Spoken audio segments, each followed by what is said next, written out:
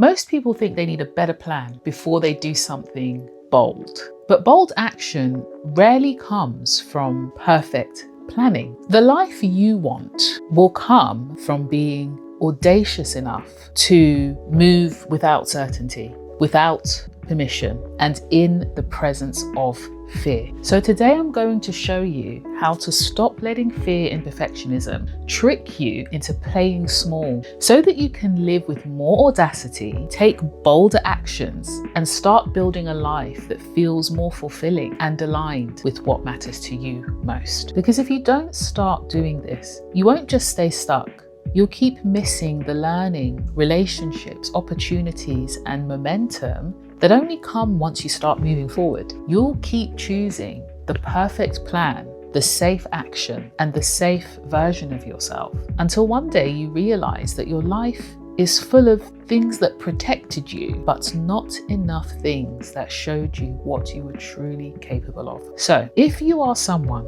who wants more from life, but keeps delaying bold action because you feel like you need to be ready, you need to be more certain or more qualified first, then this video is for you. And when I say audacity, let's be clear. I'm not talking about being obnoxious, rude, or entitled. Audacity here is the belief that things will still work out, even in the midst of imperfection. The power of audacity is that it gives you the courage to move forward before everything feels certain, and the courage to be seen trying, risking getting a no, risking rejection, and risking getting it all wrong. For instance, in my mid-20s, I started a business with a friend, and without realizing it, we had set such impossibly high standards that we became hard on ourselves when that wasn't even what we needed to be focusing on at the time. Looking back, we were actually making progress. But because our thinking was narrowed by perfectionism and we only really recognized perfection as good enough,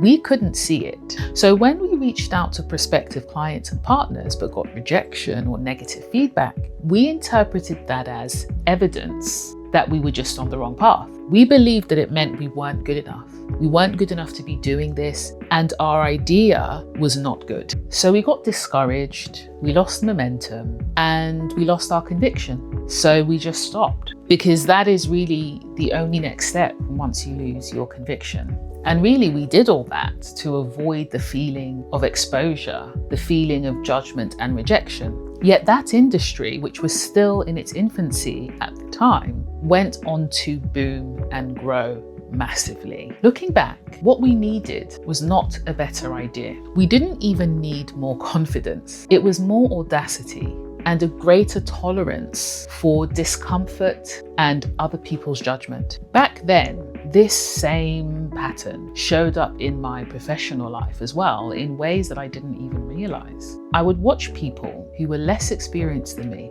less prepared than me, and even less skilled than me launch themselves into opportunities that I wouldn't have felt comfortable going for without at least having more information or more proof and approval and essentially evidence that I deserved it. They had one thing that I did not have at the time, and that was audacity. And because those colleagues I observed moved forward before they were ready, they grew, they got more visibility and therefore more opportunities. You see, there is actually more at risk in staying stagnant than taking bold action. But fear and perfectionism will actually try to convince you that the opposite is true. In his book, someone called Austin Kleon writes about the power of the amateur mindset.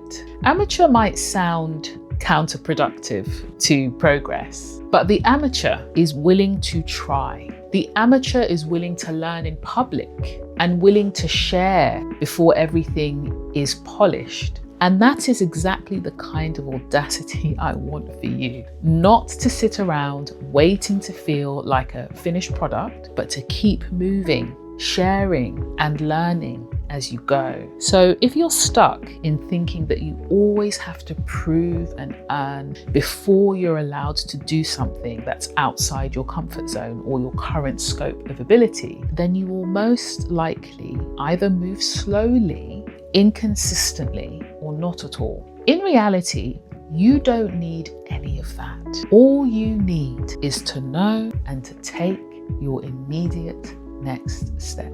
It was audacity that also allowed them to learn through trying, through trial and error, and doing it badly first, and in front of people as well, and then getting better afterwards. At that time, I hadn't yet understood the value and the significance of that kind of learning. Later on in my career, I spent years in talent development, where I helped emerging leaders build new skills and behaviors to help improve their leadership performance and potential. Now, in this space, we use a framework called the 70-20-10 rule. This rule says that for learning to be the most efficient, roughly speaking, 10% of it should come from formal study, 20% should come from feedback and developmental relationships like mentoring and coaching. But the bulk of learning, that 70% of it, should come from on-the-job experiences. Actually doing the thing, applying the knowledge and skill you have in real time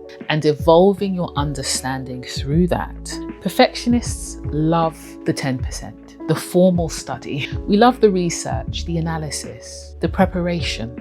We love another note in the Notes app, another week of just thinking it through. But boldness is mostly built in the 70%. You see, you think you need to qualify before you move forward and start taking bold and audacious steps. But it's the experience that will fully qualify you. Knowledge and capability matter, don't get me wrong, but don't let perfectionism make you think you can develop those completely without the experience that comes from taking action. And that is what I missed for years. I used to cling to making things perfect or done to a high standard because I thought it would improve the outcome. But that was a lie that fear created. Things started to change for me when I realized that the opposite of perfectionism was not mediocrity, it was courageous action. The things that I actually wanted could not be achieved without action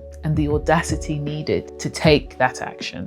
You see, audacity doesn't mean lowering your standards. It means refusing to let fear make your decisions. So I'm going to give you 3 ways to stop playing small and start living with more audacity. But before that, do drop a comment below and tell me, what action would you take this week if you were to act with more audacity? The first way to stop playing small and start living with more audacity is to stop letting fear and perfectionism trick you. Yes, trick you. Perfectionism and procrastination, they hide. They rarely say, I'm afraid, I'm so scared. They say things more like, let me think about it a bit more. I need a better plan. I should wait until I'm more ready. It also looks like comfort and safety. And it can even sound like you're being quite responsible, actually. And at its worst, perfectionism and procrastination disguise themselves as productivity.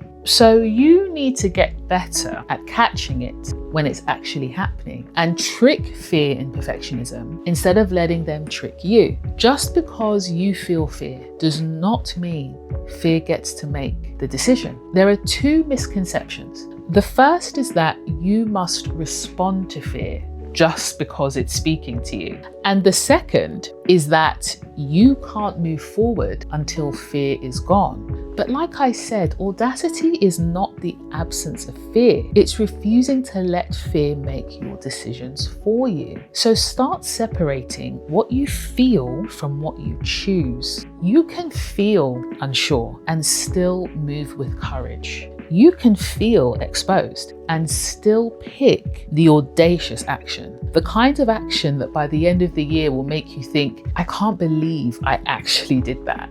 You see, acting based on what you feel might give you a false sense of security in the present, but it won't get you what you actually want for your future. The other day I heard someone say, you will never exceed your identity. You will never get more in any area than what you believe you deserve. It's not the external conditions that dictate your life. It's your internal settings. My dear dear friend who is listening right now, fear will try to speak to you with things like, you don't deserve it, you've not proven you're good enough to do that. And subconsciously, it will try to shape how you see yourself. And it will say, you're not the type of person who can do those types of things. You don't get to achieve those sorts of things. Fear, procrastination, and perfectionism will keep you small. They'll keep you limited. So don't obey them, trick them. Next time you notice that you're hesitating before you take action, maybe perfecting things too much or overthinking, write this down. What I feel is, this is whatever your underlying concern, hesitation, or fear actually is. Then write, but what I choose is, and this should be the immediate next audacious step that moves you forward. So for instance, you might write, what I feel is unprepared, but what I choose is to go to that event and tell people what I do. Then to add an extra layer, tell someone the decision you've taken. Trick fear by letting it be there, but not doing what it wants. This is also part of the reason why I've launched the Done Mode Collective. It's a community for people with big ideas and a personal vision who are ready to execute and ditch fear, overthinking, and procrastination. I'll leave the link to the waiting list below. So once you stop letting fear make your decisions, the next step is to stop treating audacity like a personality trait that only certain people have, and start owning it for yourself and building it like a system. You see, audacity belongs to no one. It's not reserved for a special few, and you've got to believe that. Another myth I want to dispel here is that becoming more audacious means you have to take one big dramatic leap, a leap that changes your whole life in an instant. But it's not that. I describe audacity as a system, as one of the many tools in your portfolio that can help you make progress in your vision and in your goals. You don't have to use the audacity system every single day. To be honest, that might be exhausting to wake up every day and be audacious every single second. But you do need to know when and how to use it. The positive side of perfectionism, also described as adaptive perfectionism, can be one of your tools because it can help you with passion, attention to detail, and high but healthy standards. However, some of my clients have historically used perfectionism as their only tool. It's become their whole toolbox. So build your audacity system instead. You can expand the tools you have access to. You don't have to always rely on perfectionism to help you improve your outcomes. I describe the audacity system in 3 parts. The first is your audacious voice. The second is your audacious mind. And the third is your audacious track record. You can build and use your audacious voice by becoming aware of the voices that fear shows up as in your life. Voices such as, oh, I need another plan. I need more information. That is a classic one. And ask, what would the audacious voice say? And who would it say it to? Build your audacious mind by creating a different perspective and way of viewing the world, but through the lens of audacity. One of the things I use with clients here is hypothetical reasoning. So questions and reflections like, if fear of disapproval or failure did not exist, or if it was just taken away from you, how would you see your current progress? And what would you do next? And you can build your audacious track record through the practice of attempting and experimenting with things that might get you a rejection, for instance, or judgment from other people. You're essentially exposing yourself to what you fear most so that you can start learning that you will survive it. I encourage my clients to pick the action that will make other people think, who does she think she is? Or that will make them say, we never thought he'd be capable of that. We never thought that he would actually do it. Once you've taken these actions and experiments, you now have a track record of your audacity. And that track record shows that you live this and you are this. Now, even with a stronger audacity system, you still need something deeper that helps you keep going when discomfort, judgment, or uncertainty show up again. So the final way you can live with more audacity is to fall in love with something bigger than your fear, whether that be a fear of failure, fear of disapproval, or embarrassment. Audacity is much easier to sustain when something matters more to you than being approved of or avoiding failure. If fear or avoiding failure are still your deepest drivers, you'll keep retreating into safety, comfort, and predictability. But when you get clear on what you love more than fear and avoiding failure,